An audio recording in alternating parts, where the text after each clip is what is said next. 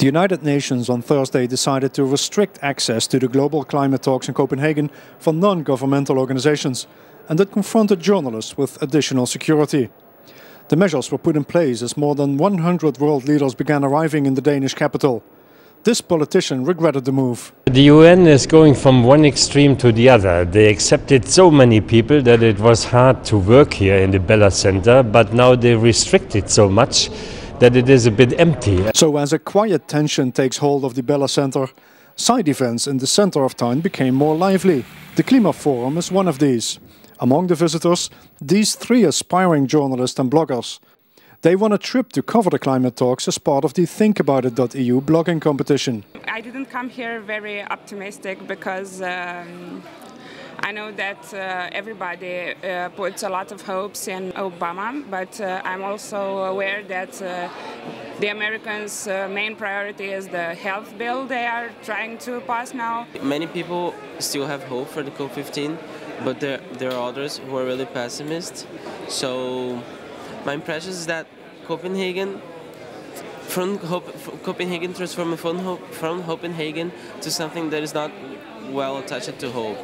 People are losing their hope here.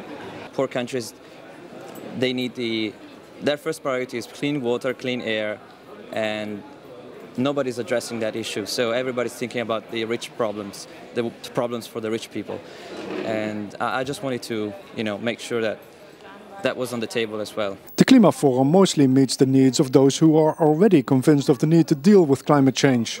What I've done is I planted over 1 million trees, and I did it with my own finance, and then I become a green national hero by Ethiopian government and recognized by UN and US. Personally, I don't think a deal is possible, and considering that the developed countries do not want to follow even Kyoto, which is a very small, weak step, even the small binding mechanism that is there in Kyoto is too much for them. If that is too much for them, we are in trouble. The official negotiations on a comprehensive climate deal continued on Thursday, again without real progress.